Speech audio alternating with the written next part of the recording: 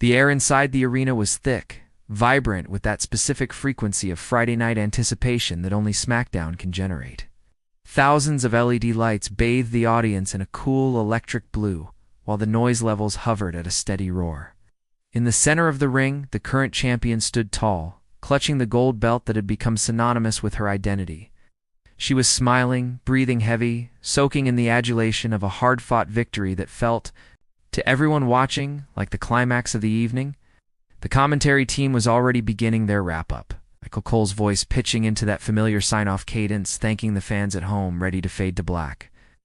It was the perfect picture of stability. The hierarchy was set. The queen was on her throne.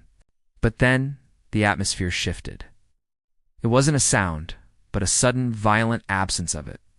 The feed on the Titantron flickered a jagged, digital tear across the champion's smiling face, and then the arena plunged into absolute, suffocating darkness. The roar of the crowd was instantly decapitated, replaced by a confused, terrified murmur that rippled from ringside to the nosebleeds. This wasn't a production error, this was a signal. You could feel the temperature in the room drop, a physical manifestation of dread settling over the front row. Inside the ring, the champion's smile vanished.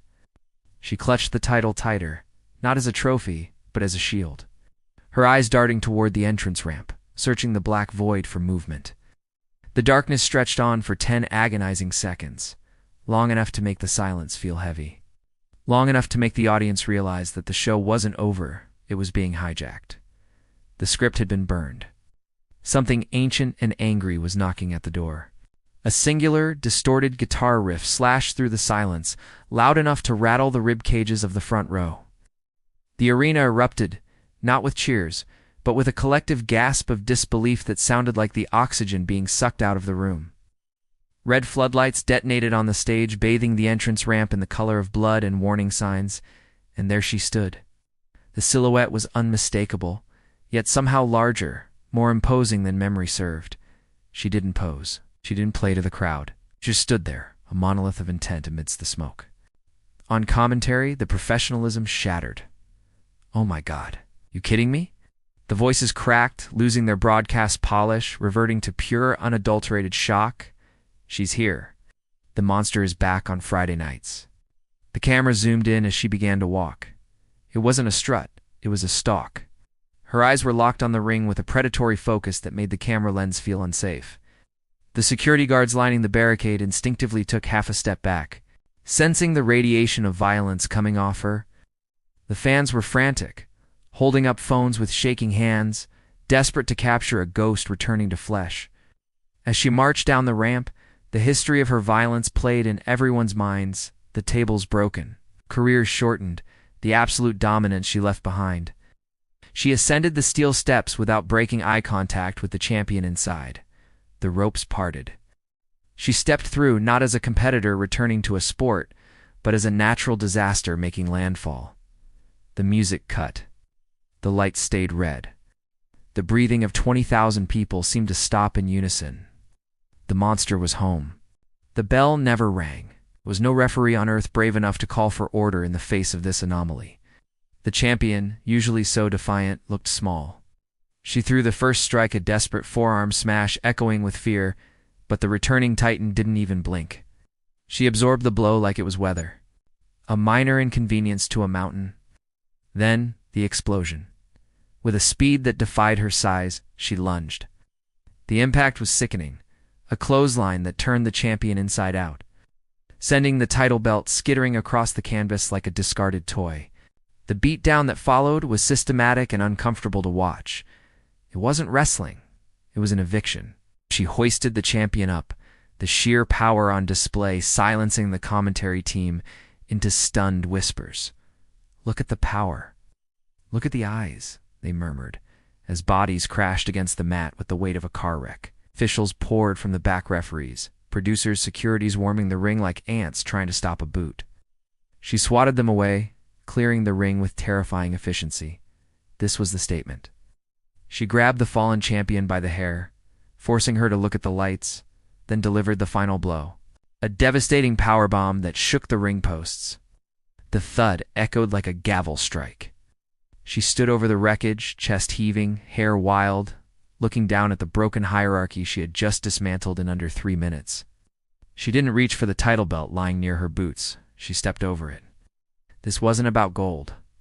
This was about proving that the ecosystem of the division was fragile, and she was the only predator that mattered. The broadcast cut away from the carnage in the ring to the backstage area where the chaos was even more palpable. The handheld camera shook as it followed the returning star through the curtain. Wrestlers who were usually composed were pressed against the walls, giving her a wide berth, their faces a mixture of respect and genuine intimidation. This wasn't just a plot point. The locker room hierarchy had been shattered. You could hear the shouting of producers, the frantic calls for medical teams, the blur of motion as the entire WWE machine scrambled to react to the unscripted violence. Social media was already melting down. The timeline was a blur of capitalized letters and shock emojis. Did you see that? It's trended worldwide within minutes. Theories began to mutate instantly. Was she back for the title? Was this revenge for a slight 3 years ago? Was she aligned with a new faction? The ambiguity fueled the fire. In the medical room, the camera caught a glimpse of the champion's family, her sister, also a wrestler, holding her head in her hands weeping. It grounded the spectacle in reality. This wasn't just a show. It was a career-threatening assault. The returning monster walked past the interview area, ignoring the microphone thrust in her face. She didn't need to speak. The silence she left in her wake was louder than any promo. She stopped only once, looking at a poster of the upcoming WrestleMania, and offered a cold, humorless smirk. The message was clear. The road to the biggest show of the year now went through her, and she had just set up a toll booth made of bone and bad intentions. As the show went off the air, the image lingered not of the violence, but of the emptiness that followed. We often clamor for the return of the legends. We want the nostalgia, the surprise, the moment, but we rarely consider the cost. When a monster returns to the village doesn't just go back to normal. Structures we built, the heroes we cheered for, the order we accepted are revealed to be made of glass. Tonight wasn't just about a wrestler coming back to work. It was a reminder that in this theater of combat, peace is temporary. The champion thought she had climbed the mountain, only to realize the mountain was alive and it wanted to shake her off. The twist isn't that she's back. The twist is that she never really left. She was the shadow in every match, the standard every champion failed to reach. She didn't return to win a belt. It's too small a goal for a monster. She returned to remind the world that chaos is the only true constant. As the screen fades to black, we are left with a chilling realization. The hero didn't lose tonight because she was weak. She lost because she forgot to be afraid. And now, fear is the only currency that SmackDown has left. The monster isn't hiding under the bed anymore. She's standing center stage and she's just getting started.